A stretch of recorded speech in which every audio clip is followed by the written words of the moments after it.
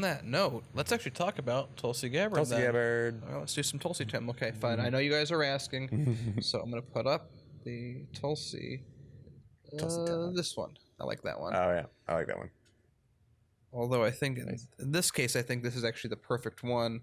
Maybe one of these would work as well. Oh yeah, okay. Maybe she's feeling this way about it, but let's talk. Knocked the camera off the wrong camera. Anyway, let's get started. So, this has to deal with impeachment. This recurring thing that we've really not wanted to talk about, but we keep getting forced into talking about. And again, just to go back to our track record, we said at the beginning of the year, hey, or before even that, Democrats, stop, no more Russiagate. That's only going to blow up in your face. And then what happens? It blew up in their face. Then they're starting to go, hey, let's talk about Ukraine and Ukraine-gate. And we're like, oh, don't do that. It's already blowing up in their face. Then you have impeachment. So far, what have the Democrats accomplished over these years and years of trying to defeat Trump? They've, with a majority in the House, the Nancy Pelosi has managed to wrangle votes that were already hers to have an impeachment inquiry happen that doesn't matter because it's just impeachment. It's a headline that'll go away in a week. Ooh, Trump's impeached. Ooh, someone else got grand juried. You don't ever hear that because it's not relevant. What's relevant is, were they innocent? Were they guilty? Did they go to trial? And in this case, this is where Tulsi Gabbard had come in. Also, she has done a censure article, which is, it's so ironic that it's like, okay, so what do we talk about with impeachment? Their thing is, well, this Biden and his son, and you're being mean to Biden, and you're taking advantage of something that the president of the foreign country. I mean, it's like the worst battle to walk yourself into. Like I've been saying, it's like setting up an ambush for yourself and then walking in it, the way that they have currently set up impeachment. And of course, we know from the start that the Senate isn't going to impeach him anyway, isn't going to fulfill the process anyway, because that's how they are, and they can't complain about that when that's the hand that they were given. That they knew that, that when the last election happened. That's not surprising. So, but meanwhile, Tulsi Gabbard's censure, which doesn't get reported on at all, is actually really good and would make sense to pass because it's like, hey, you're illegally going to war here. You're illegally going to war here. You're taking advantage. And that's something that they could actually get done. They don't need impeachment because, again, we're in the middle of election.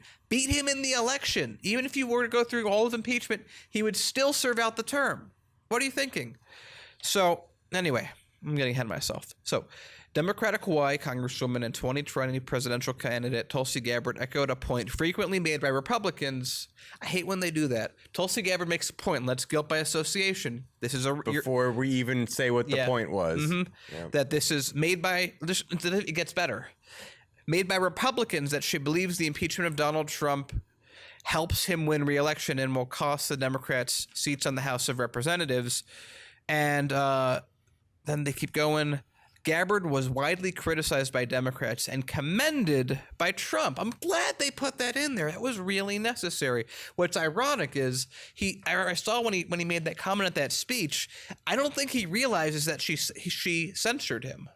I don't think because if he read again, whole lot of miscommunication, whole lot of equivocation, a whole lot of, hey, look at this woman, definitely a Russian asset. Look at this woman, definitely a Modi asset. Look at this woman, definitely an Assad asset. Look at this woman, definitely a Republican asset.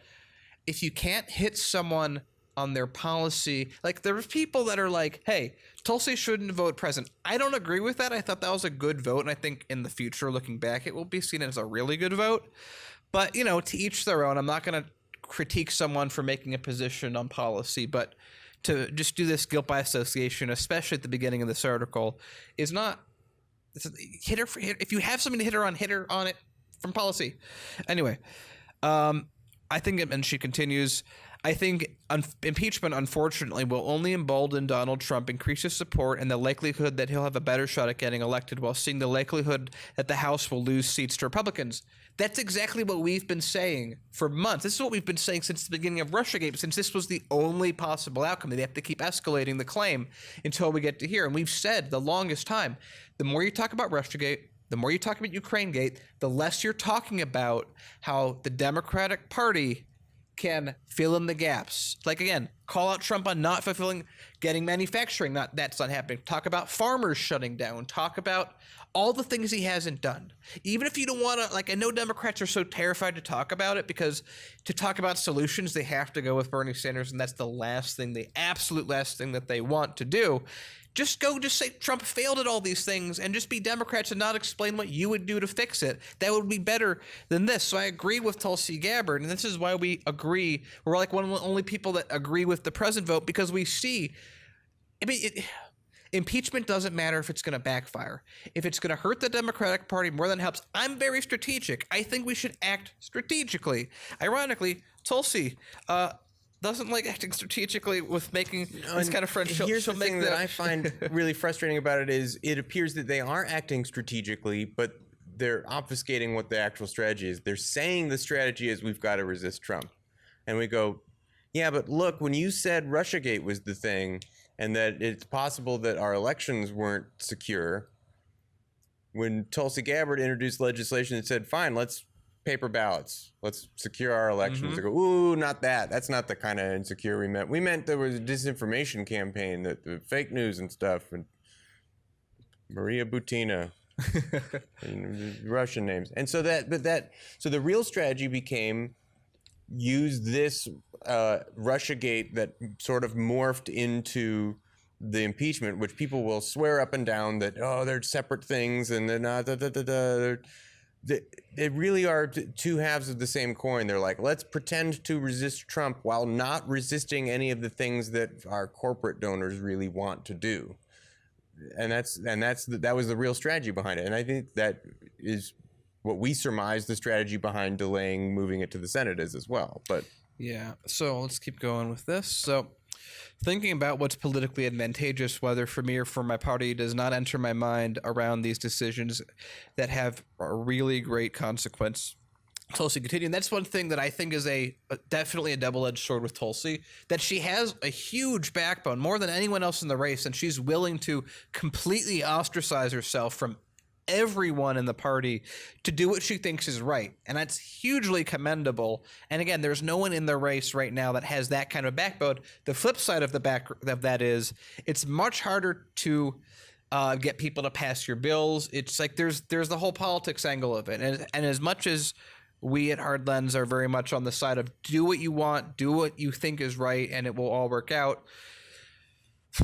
If I was in Tulsi's shoes, I might not have that much of a backbone. I might trade in like maybe a fourth of her backbone for a little bit more getting done. But I think that, right now we're in a time where what she's doing could really work out in the future. I just don't know right now. Anyway, Trump responded to her vote with praise, which they're now mentioning a second time.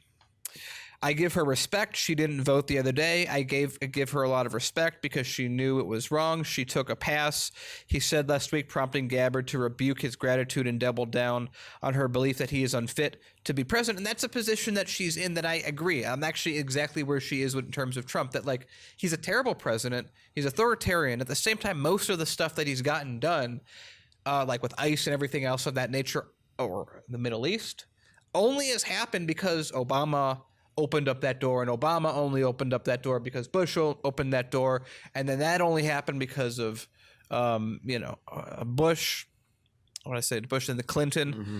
And so she's making the right stand. I think that if we live in a future where, and we'll get to an article about that in a little bit, where everything is happy-go-lucky rainbows and all the stuff that we as progressives are fighting for, Sanders gets an election, Tulsi, Secretary of State, we end the wars in the Middle East, we fix domestic policy, then we keep going and progressives continue to win from there.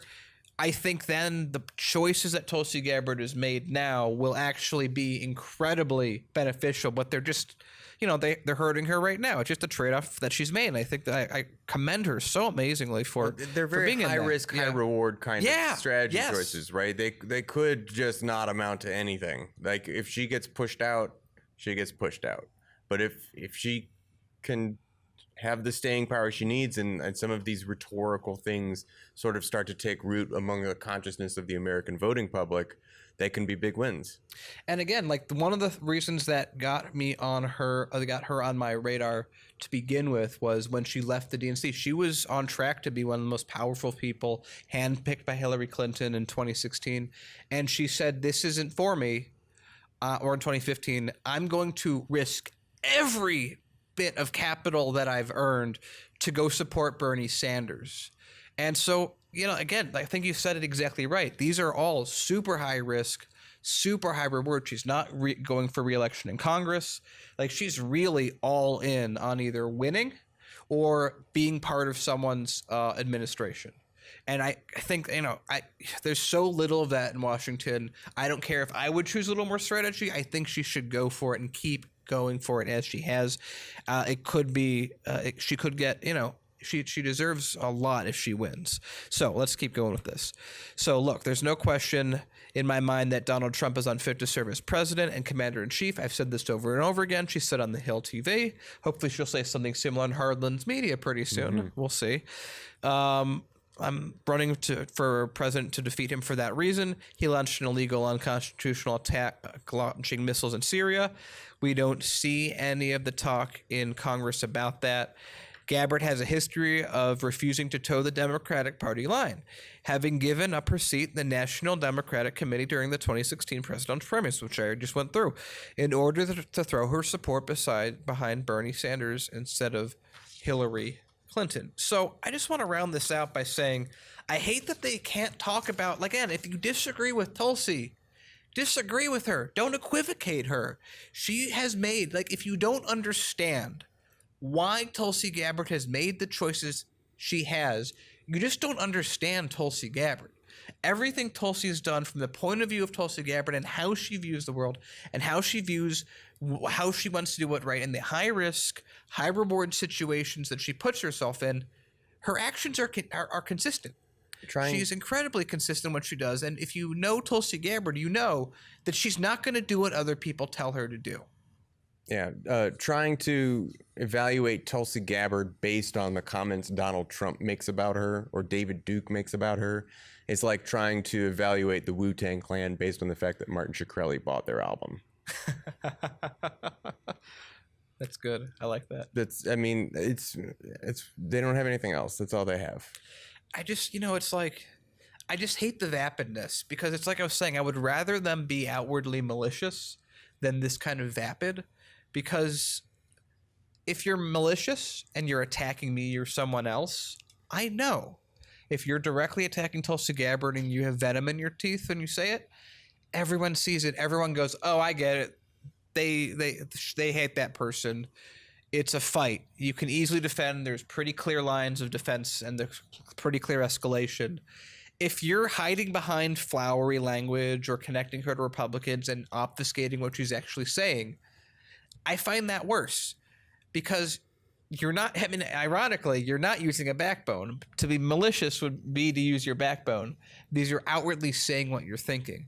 And people are so happy to just bandwagon and rubber band each other together to say Tulsi Gabbard's bad because, everyone else around me in my circle group says she's bad, so she's bad.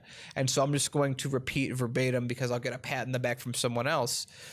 That just means you're power hungry. That just means you really don't have a spine. That really just means you don't have a backbone. That just means you're doing what other people have said and you're not a unique voice, and you will drown out in the sea. And an article like this, we'll forget. And in a future where Tulsi wins, all of them will be saying, "I never wrote that," or I interpret it wrong. There's an interesting, a slightly different takeaway from this, and that is, if you look at the makeup of our fans on this show, right, and what we care about in politics, we're mostly Bernie fans and Tulsi fans. And I think Bernie fans and Tulsi fans are pretty policy-driven political thinkers. We look at candidates and we say, what are the platforms that they're supporting? Are they on board with some of these things?